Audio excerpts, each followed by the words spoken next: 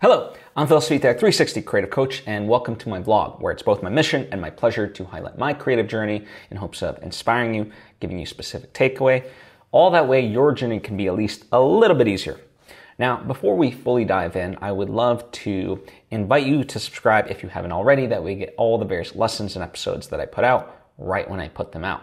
Thank you if you just did, and thank you if you already were. It truly does mean a lot to me, as I hope it does to you. So, let's dive in. Overall, on paper, not necessarily tons of, things in the creative realm. Mainly, I essentially was working on the animated feature script that, has been ongoing. I mentioned last vlog that I had finished the first draft. And so this time around, essentially all that was left. I was kind of giving myself permission and space to step back from it, right? And I thought maybe I would do some writing on my novel, but my front half of the week was a little bit front loaded in terms of other work for, the jobs that I do and stuff like that. And so I didn't get as much of a chance. But all the same, I sort of gave myself grace to, just kind of relax and, not be so hard on myself. I did get new designs for the film, right? So character design. So I gave feedback on those during that time. So that was sort of a simple, easier task. And then I also got a partial chapter of the nonfiction book that I'm writing about filmmaking, where I work with a ghostwriter, and so he submitted to me, another portion of a chapter, and so I was able to read that, give some notes, and so forth. So that's moving forward, which is good. So things are still progressing in various ways, right? But as far as the animated feature, so my collaborators, John Comerford and Sarah Stratton, they reached out to me of when they were free to give me feedback, right, on the script, and turned out it was Thursday night. So that Thursday night, essentially, we got together and had a very lengthy session of notes. We started at 7 p.m. and didn't finish till like 12:45 in the morning. And yeah, I really appreciate both their time. They've essentially been with me every step of the way since inception to now. And really, it was wonderful to, see what worked for them, see the things that weren't as clear, and also the suggestions that they had for the piece on how to elevate it, right? Now, because they've been part of this journey from conception, they know what's in my heart, and so it's about clarifying it. And one of the funny things, and I know they're right on, but I used to joke, they were like, okay, so when this happens, what are you trying to accomplish? Is it A, this, B, this, C, this? And I was like, D, all of the above. And of course, you want things to be layered. That's not what this is saying. But you also need the audience to get it. And certainly, this movie just thematically is very ambitious of what it's trying to showcase and put the characters through. But of course, none of that matters because you have to tell it in a simple way and in a way that the audience can understand. And so that's why you do need to kind of pick and choose and can't, a lot of times it can't be D, all of the above. And for those that can accomplish that, it's an amazing, amazing feat. It's wonderful craftsmanship and talent and all that stuff combined, right? So yeah, the note session was lengthy, but inspiring. At a certain point, I've talked about this in the past in terms of the physicality and the stamina that takes to make art, specifically as I was talking about it then, it was based on the writing, right? Like the idea of physically sitting in front of your computer for, multiple hours, even something as like seemingly small as an hour or 2 hours taxes you physically. And so, we often negate that. And for me, it was really wonderful to being able to have their time and their engagement on such a very deep level. But certainly there is a physicality to it, where you hit like hour 4 or whatever, and everyone's starting to like waver a little bit. Luckily, their notes have been written down, and so they're just kind of giving that feedback and, all that stuff. So it's not like we're having to like come up with stuff from scratch. But yeah, it just is sort of interesting in that way how stamina does play into art. Just another example of it. But most people don't think about it in that way. And especially, this is not my full-time job. It's not anyone else's full-time job in terms of working for me, right? And giving me these hours and hours of notes. And so, we always have to do it on the side. And so that's why like starting at like 7 p.m. And things of that nature. And, sometimes this is what it takes. And I'm not necessarily, I'm not one to advocate for like burnout culture and, just go. But certainly there are instances in life where that's what it requires. This was one of those instances. So, you have to kind of fluctuate and things like that. The good news is this is exactly where I wanted to be, since the time that I started. Meaning, I have a first draft, right? Albeit very, very not a great one. I knew this, like, there was a lot of placeholders, they would just say like they train or they fight in certain scenes, but it was just to get a clear picture of what the hell this thing was.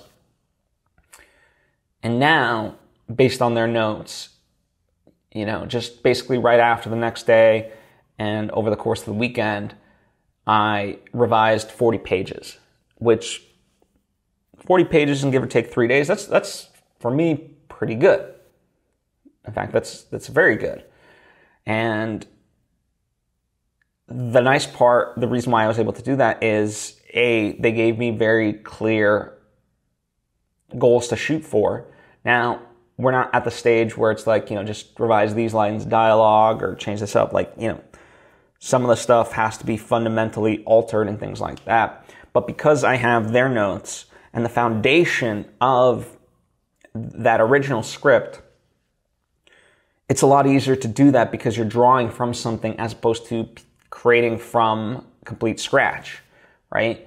And that's why I say, like, in terms of wanting to be at this place right now, is because there's all that stuff for me to look to, right?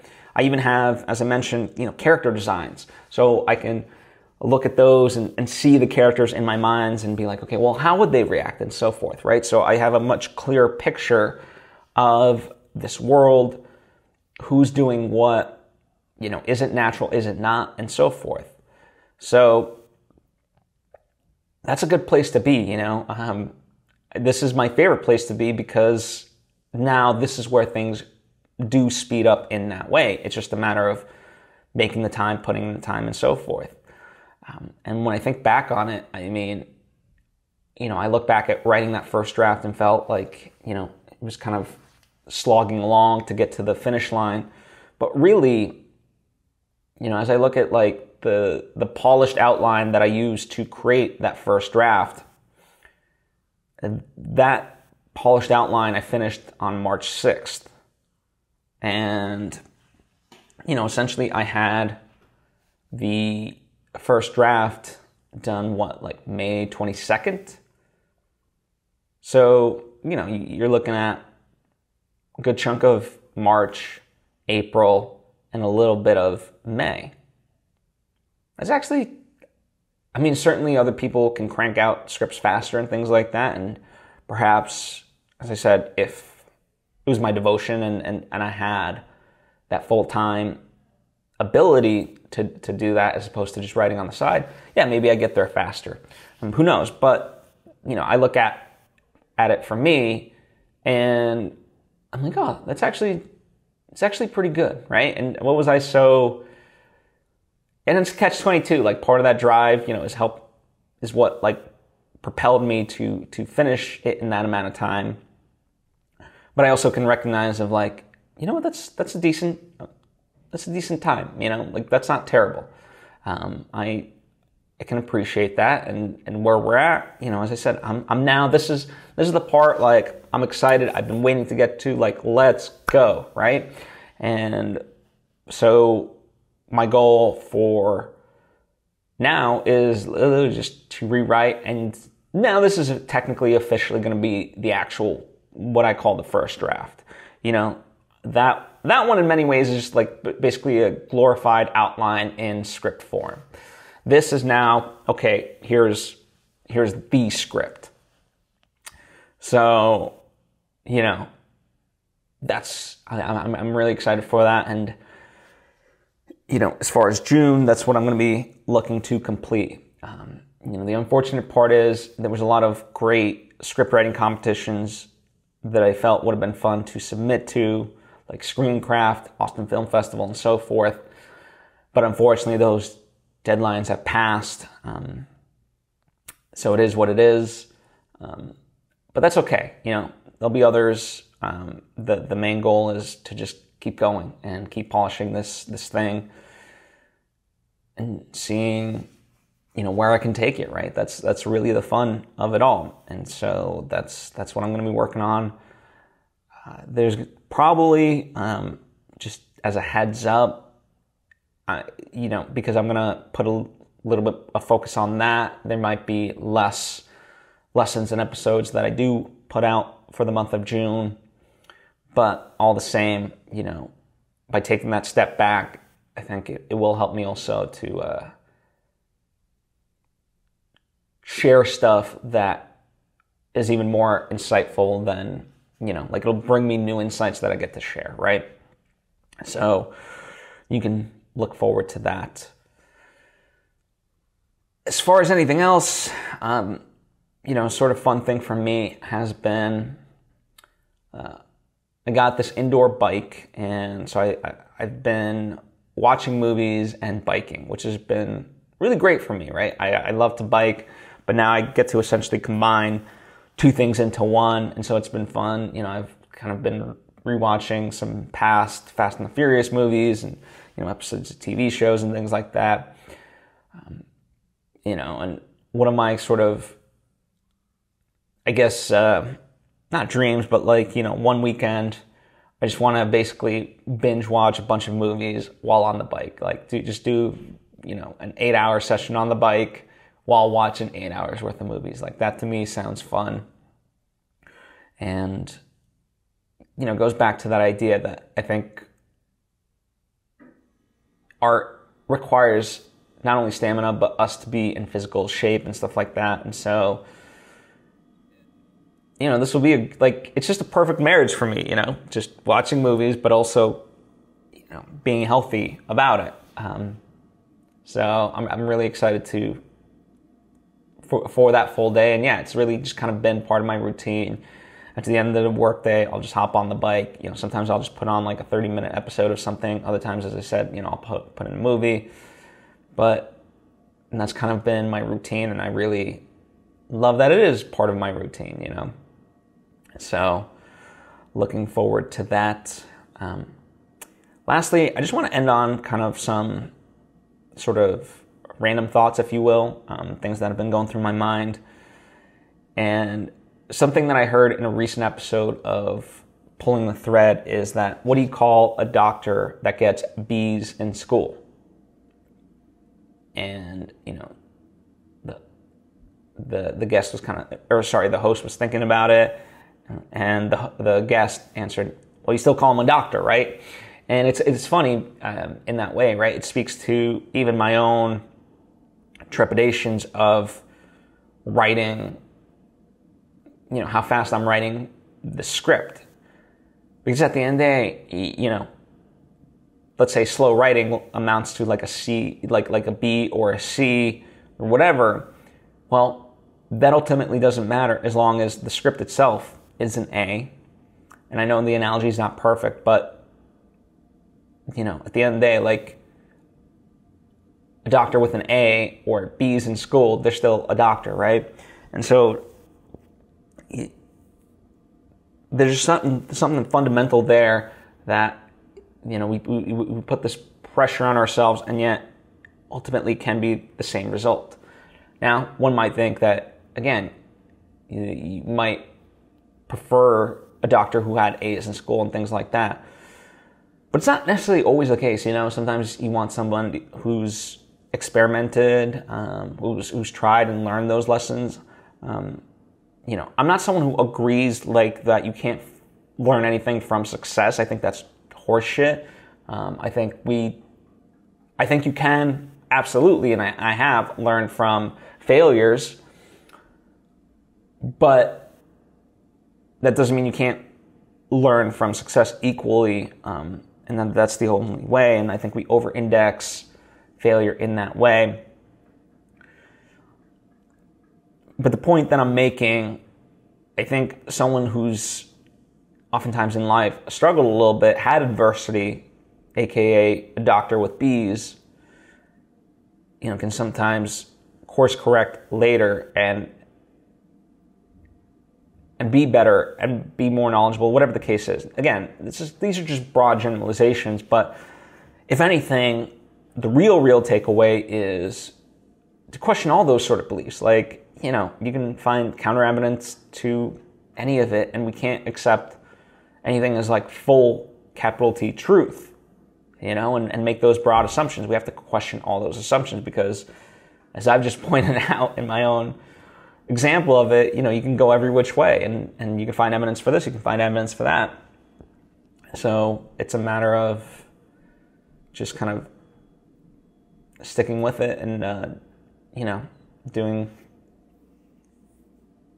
what's right for you and questioning everything, essentially, is what it really comes down to. The last thing, I don't know, to me, it's a fun thing. I just, kind of like talk about it with my friends. But to me, there's been no better time to launch a Hollywood studio than now. And I jokingly say, like, if I was a billionaire, that's what I would do. Now, why do I say this? Yes, the Writers Guild of America is on strike. In theory, joined by SAG, which is the actors, and then the DGA, which is the directors. So you have this cacophony of, a good chunk of, above the line people, essentially, is what we call them. People that are on strike in the Hollywood system. And a big component of that is as a pushback for the payments and the use of AI, right? That's kind of a crux of the big crux of what's really going on.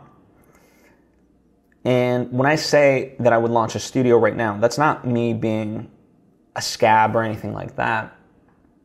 It's more so what I would do is I would bet on all those people, and I would tie them to long-term contracts and essentially give them whatever they want so that I could retain them as talent. And I'd essentially be betting, okay, I'll take these humans and go against essentially the bet of AI that these studios seemingly want to try to make. They think they can utilize AI and just make art. Okay. I would go up to my talent on day one and be like, I want ideas and like get as inventive, creative as you can possibly get. Nothing derivative of what we've seen. Like, let's see the cool stuff. People think that Hollywood can't make new stuff. Let's prove them wrong. Let's make the next franchises of tomorrow, or just standoff stories. Doesn't matter. Let's just go. Like, I would, and yes, it's like a bit of a pipe dream, a fantasy and things like that, it would require sort of like Elon Musk money to pull off. But I say it because I believe in it, and it would be very curious. It would be a very interesting thing to see this pulled off. You know, if somebody wanted to like essentially disrupt the whole thing. Now, part of where it stems from ultimately is that the studios themselves, yes, they're essentially against, as it stands, all these people. However, one interesting thing and what kind of rounded up the 2007 writer's strike was that at the end of the day, these studios are competing against each other. And so nothing prevents them from making a side deal with any of these entities and saying, hey, we're going to use this as a working deal until, you know, collectively the bigger deal with all these studios and you is worked out. But for right now, here will be our working conditions. So that way we can continue to make stuff. And that's what happened last time out. And all of a sudden it forces the hand of these other studios because, you know, if one of the studios is making stuff while the others are essentially handcuffed because they don't want to give in to well, they're not handcuffed, but they're not giving into the demands of the Writers Guild, then they're missing out, right? And that's hurting business. So I think, you know, certainly one of these studios, I think that's how this domino starts to fall, is one of the studios makes that sort of deal. But then to me, the logical extension of it is like, you know, if you're someone that's ambitious, and again, like, it would take that, like, you know, there's this joke of there's fuck you money, but then there's like fuck me money. Meaning like fuck you money is like, I'll just do whatever just to show you. But fuck me money is like, I can do whatever, and if it goes tits up, it don't matter, right? That's why I say it has to like take Elon Musk's sort of money. But that's what I would do. I would literally just, you know, and I believe in it, right? I really do. If I had the money to do this, I would do it in a heartbeat. You know, and certainly I try to, with just my own work, try to make it as fair for everybody that I work with, and so forth. You know, in the ways that I can, right? And trying to be that change, you know, that I wish to see, as the famous Gandhi quote goes. But yeah, so if you're a billionaire or know any billionaires and they just want to do something cool, that's the bet I would make, is I would start a new studio, I would hire all this talent, make deals with them, and let's get to work, you know? The other studios want to bet on AI, great. I'd make that bet 11 times out of 10 times any given day. You know? I mean, why do we say that Hollywood has no original ideas anymore? Well, because everyone's so scared, and, you know, it's all like, it has to be IP that people understand and so forth. And it's like, no, a good movie will penetrate if you make it right. And if you market it right, you know, that's the other side of it. There has to be marketing involved and things of that nature. But I don't know. I think we've, in many ways, become so lazy in that, and like it comes from a place of fear as opposed to like, no, let's just make cool stuff. That's why some of my favorite movies continue to be foreign movies, because they don't get shackled in that sort of way. And, you know, a lot of times, like, their funding comes from film grants and things of that nature, and they just, you can tell the spark of there, and it finds like such truth in a unique way of stuff you've never seen before, and it's wonderful. Whereas Hollywood, you know, yeah, to me, like, listen, I think, I mean, I'm not like, there's a lot of wonderful, wonderful movies out there that Hollywood creates every single year. Don't get me wrong. But in general, you know, that sort of feels like the public sentiment of like, oh, it's all just the same unoriginal stuff and whatever else. And I think part of that is, yeah, they're scared, but also too, the reason they're scared, you know, they're scared to market some of the more original stuff out there, or they don't know how to market it, right? Or they might market it incorrectly. So, you know, it's that marriage of product as well as how you promote it, but it is possible. I just think people in general, in the business and on that end of it, have gotten lazy. They just want the simple thing of like, oh, well, nobody wants. It's like, no, just didn't market it to the right people. So, anyway, just my 2 cents on the whole issue. As always, I invite you to share your thoughts, your opinions about any of this, about stuff that I didn't talk about. Comment down below or hit me up on social media at Svitek. Would love to converse with you. Likewise, if you appreciate what I do or would like more direct interaction, thinking that I can help you, then consider looking into my Patreon page, patreon.com/PhilSvitek. It's only $10 a month. There's just one tier. Everyone gets the same thing, and there's ways for us to interact. You get behind the scenes looks at the various stuff. So yeah, that is available to you. So thank you so much. I truly do appreciate you, and I'll see you next time.